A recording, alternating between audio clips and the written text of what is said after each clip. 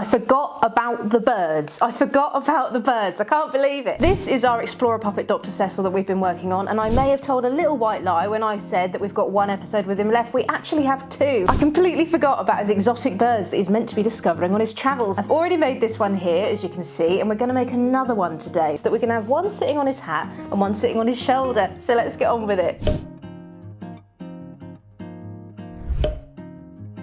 The first bird that I made for him is this one here. Now, I did start this bird before I started making this show, so apologies about that, but here he is. I kind of wanted him to be a little sort of imaginary toucan, and he was one of the first bits of concept art I ever drew. So here is the original concept art, and then here is the original man. I really like the feathers that I use. It kind of gives it a little bit of oomph and a little bit of a vibe, and I really like the movement that it brings. It brings a lot of life to the character, and I also just put in some felt eyes just to make him a bit more bobbly, and then I embellished this long sort of toucan almost beak here. I went a bit crazy with the wings, it has to be said. Dare I say I over-embellished, but that's fine. I really like the look of him, and we're going to make another one today. So the way that I made him was quite easy, actually. I got a bog standard bird pattern, and I adapted it to suit my needs, and that's what we're going to do again. You can really have fun with this one, okay? I've got loads of different fabrics here, and I've got loads of beads, which is just going to be amazing. And I've also got this funky stuff that I found in a chazza, so we're going to absolutely go for it. Now, I do love a bit of texture, so I've basically got everything under the sun that's just going to give me a little bit of difference as we go along. I thought the next one that we make could be polar opposite, and we can make it sort of pinky, purpley and red. And my base is going to be made out of felt. If you've never heard me preach about felt before, felt is absolutely amazing. If you're thinking about getting into sewing but you're too nervous to try puppets yet, felt is a great entryway. It's really cheap, really easy to use. It's how I started, and it will get you well on your way. I'm just having a look at the colours that I've got here, and I really like this bright fuchsia pink, and I think that's going to be quite eye-catching, so I'm going to use that. And then I think I'm going to go with sort of a burgundy as well. So we've got this nice winey sort of colour here. Because I want to keep it sort of reddy, I think I should probably include red. So I've got the red as well, and then I'm thinking for the beak, I don't think I'm going to make it like a toucan beak, but I think I'm going to make it just a normal looking beak, and I think like sort of a lovely little mustard colour is going to pop off with all these warm colours really nicely, so I think that's what I'm going to do. If you are interested, by the way, as to how I made this beak here, essentially I just winged it, and the way that I winged it is, you can see that it's essentially just a long pointy triangle, and that's literally what I did. So I did 3 long pointy triangles to make these bits, and then I sort of made up the difference with whatever space was left, and I made this little bit here. I sewed it up and decorated it. So it's literally that simple. I spent all of last night doing my favourite activity, and that just so happens to be going through my beads meticulously and picking them out one by one. So I've got a little palette here of what I can use for embellishing later. And what we've got here is just, oh my god, it's just the most incredible assortment of stuff. I've kind of used the beads to make little feathery bits, but unfortunately I have run out of that. But what I do have is these little glass chilies, and I thought, how cute would it be if we use these instead for his little feathers? I think it's going to look really cute. So I've got these, and then I've got even, oh, it's so cute, look at this. I've got these little ladybirds, these little iridescent ladybirds, and I think like having little bugs crawling on him could be really cute. I've also got, and this is a bit left field, but I've got a double-decker bus. And because it's red, I thought maybe we could incorporate it somehow, and I don't know how, but it's red, so it went in. So this is the bit that I'm truly excited for, but we'll put that to one side for now. So I've got these colours here, and the pattern that I'm going to adapt today is yet again from this amazing book. If you haven't heard me hark on about this and you are looking to get into sewing, once again, I must say, I'm not sponsored, I'm not that popular, but this is amazing. You've got some really cool stuff in here that's just a bit more exciting than your bog standard things that you would usually start with. In here, they've got sort of a little Tweety bird pattern, and this is the pattern that I originally used and adapted for this little toucan here, and this is what we're going to use again today, just so we get the baseline of what a bird should look like, because that's quite crucial. So we've got some body parts here. I'm going to start by making my body. Now the colour I think I want to use for my body is this lovely pink here, because I think it's really going to pop out. And then I'm thinking for my bases, I'm just going to use this dark shade here so that it comes together really nicely. And then I think the wings could maybe be in this one. And then for the beak, so it stands out, I'm thinking this mustard yellow. That's my thought. And I've already made some adaptations. As you can see on our little toucan here, he's got these little flappy bits that I made, and these are little feathers that I added onto the pattern. So I have also taken the liberty of drawing that out in greaseproof paper. I'm just going to start by getting a biro pen for this, because sometimes if you use a Sharpie on felt, it can bleed through, and also when you sew it together you'll get these sort of black sides of the fabric that we kind of want to avoid. And I'm just going to begin by drawing out my patterns here. Obviously, because we need them to combine together once they're cut out, draw one way and one the other way. So once you've drawn your pattern out once that needs doing twice, flip it over, and they'll combine together once they're cut out. So I've done the body, and I'm going to rinse and repeat for all the patterns, and I shall rejoin you when they are nicely cut out. I've cut out all of my pieces and I've laid them here before you. Now you'll notice I've only cut out one wing, and that's because I had a little experiment with what I wanted it to look like and where I wanted it to go. And just to give you an idea of the vision and the vibe, I've made a wing already. Now you can see I went a bit nuts in the embellishing and the decoration, but I think it's really going to suit the vibe of the bird that we're going for. But this is a wing I made in advance, just to give you an idea of where this is going to go. And what I'm going to do first is I'm going to connect these two pieces together. You've sort of got this straight line here, and then you've got a curvature, and that's for the bird's head, because eventually we're going to be putting the top of the head in that curvature section. So I'm only going to sew up this straight line and stop at the top of the head. You join me when I have sewn up this straight line here, but I've left the head open, and now I'm going to just go for this little triangle here. You can see that it's got this sort of square hearty shape, and all I'm going to do is combine these two corners together. You can see how that immediately makes sort of a 3D shape that's going to be the front of his head and allow him to sort of have that curvature. I've had to curl my fringe up over my eyes so that I can actually see things. It's ridiculous. I have booked a haircut. You can see the shape here. I'm going to put the point where our straight line finishes. So I've pinned that in both sides like so, and you can see that when we eventually come to sew it, you're going to get this lovely curvature and a more rounded shape. So I've pinned that on, and what I'm also going to quickly do is sew up this bit, which is the bottom piece, and then pin that on as well. So this bit here, the bit that needs to be stitched on, will go at the front of the bird, and then the bit that's already together goes at the back of the bird for some reason. I've stitched up the little bottom bit here, and I have combined them together, and I've pinned them in place. So I shall join you when I've stitched all this up. So I've stitched it all together, and you can see that it's now sort of a more competent 3D shape, but it does need a little bit of stuffing. Similarly for the tail, I'm just going to put a little bit of stuffing in there so it looks a little bit more 3D. Now usually I get my stuffing from a pillow I no longer care about, but if you saw my last video where we started to build our cupcake, you will have seen that my granny came through and she bought me Nyla fleece, which I used for the first time, but she also bought me fresh stuffing because she was upset that I was abusing my pillows. So I've got this fresh stuffing here today, and I'm just going to start by filling in the tail a little bit and then filling in the body a lot a bit. If you're struggling to get your stuffing in, just get the end of a Sharpie or a pen and shove that through. We've got this gaping chasm that we're going to put the beak into eventually, but I'm just going to use it at the moment to bring my stuffing in and through. Now he's all nice and stuffed, so we'll move on to the eyes now. And if you'll notice by the little toucan I kind of did what I do with my puppets normally. Now when you make eyes for puppets or these little figures, you can use plastic eyes, you can use golf balls, you can use wooden balls that are cut in half. I personally like to use felt balls. It's something I've always done because I just think if you're making a material being, it kind of really works if the eyes are material as well. I'm going to get out my little trusty eye tin. I do have an eye tin, and I don't want to go as big as Betsy or Cecil or anything like that. So I'm just going to go for the smallest size I have. I think this is about 2.5 centimeters to 3 centimeters. I could be wrong. To just give you the vision of what I'm going to do, I've already made another eye. I've literally just got 2 scraps of felt here and secured them on, and then I've got another little bit in the middle and I've left that to dry. So we're going to replicate this eye because I think, much like the toucan, if you've just got like this little big bulge popping out, I think that's really quite funny. Do you see how funny that looks? That looks ridiculous. I'm going to get my pink felt here, and I'm literally just going to cut off 2 strips. So I'm just going to cut all the way down here like this. Ideally I want the straight side to be at the front of the eye so that it looks nice and neat. So I've just pinned that in place for now. I haven't glued it or anything, just in case I need to make some changes. And then I'm going to go for just the tiniest piece of black felt, and you can see that I've kind of just mimicked a circle here because you can't really draw on black felt because it won't show up. So I'm literally just eyeballing, if you'll pardon me, just to get that pupil that we need. I think I've kind of got it as exact as possible. Now you might need to wait a fair minute. Once you've glued these together, they just need a little moment to set, and I'm just going to start by removing one of the pins and lifting up that top lid, and on that top lid I'm just going to do a sort of line of glue if I can all the way down, and I'm also going to keep an eye on my other eye. As I bring that eyelid over, I'm just going to pin that back in so that it's got something to set to, and then I'm going to do the same thing for this lower eyelid, and I'm just going to put a layer of glue on it. Might need to get some more glue actually. And as it gets nice and tacky, I'm going to really try now to replicate exactly what I've done, and I'm going to just try and get those eyelids to look the same. I'm going to leave that for a few minutes just to get really tacky and dry really nicely. But for now, I've got this one that I made earlier, and luckily she's ready to go, so we're going to use her. And very similar to how I would unconventionally install an eye into my puppet, I'm going to do the same here.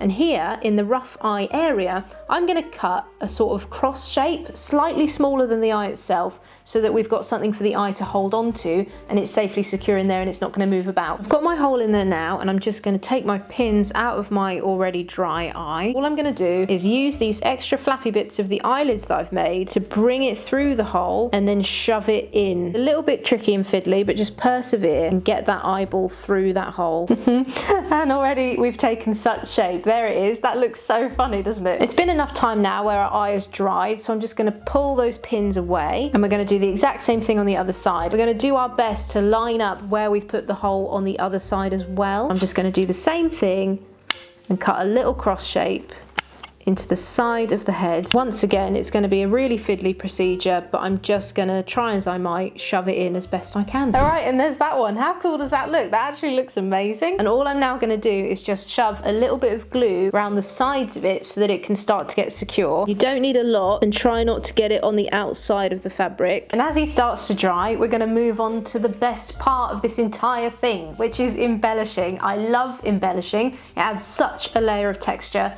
and I just adore it so much. And we're going to do that now with the wings. You really don't have to do it this way, and it is completely up to you, but I'm going to use a sewing machine just for the beginning bit, because although my sewing machine is terrible and can't actually sew anything, it does add a great layer of texture, and that's all I'm going to use it for. So I'm going to just bring my sewing machine out now. It's an absolute monstrosity. I've had it for years.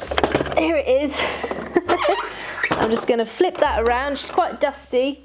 Quite old, and like I say, she doesn't really like to sew. She gets quite burny, quite hot, and sometimes a bit smoky, but here she is in all her glory. So this is where artistic interpretation really comes into play. You can decorate however you want with whatever you want. I've got all these brilliant bits of material here that I'm going to be using today, and I'm going to start with this brilliant sequiny red colour. It's as easy as cutting a rough shape off, and then I'm going to get one of my wings and I'm going to just literally place the material that I've cut over the top, place it into my sewing machine, and instead of just going around with like a little rubbish stitch, you can see here on my sewing machine that we've got so many different options, and a lot of them are really weird. We've got this starry one here, sort of a moony type thing, and I'm sure they're not intended to be used as moons or stars, but this is exactly and only what I use it for. So I'm going to go with number 25 to start with and see if we can get a lovely little bit of texture, and I'm just going to go around the edge of the shape and secure these bits together in style. Now I've done that and I don't smell burning, I know we can carry on, and I'm literally just going to cut the excess fabric that I've put on this, and I'm just going to go around the edge of the shape. Just like that, we've got a lovely wing, and we've got some great textures on the top already. Now they're a bit hard to see, but I just love that there's something going on and there's a little bit there. I'm going to do the same for the other side of the wing as well. And there we go, we've got two separate wings like that that are going to go together and be all lovely and sparkly. And now we get to do the feathers. And that to me is the best part, because you can really combine and just go nuts. You can see what I've done here already with these sort of different fabrics and textures. I'm just going to go for it. I don't have a plan, and we'll see how we get on. Not even think about it. I'm just going to cut some pieces of fabric out, and I'm just going to layer it onto my design. As blasé as I'm doing it right now, it doesn't have to be anything special. And then all I'm going to do is bring this up to my sewing machine, press it down. I think I'm going to go for number 25, get those lovely little flowers blooming.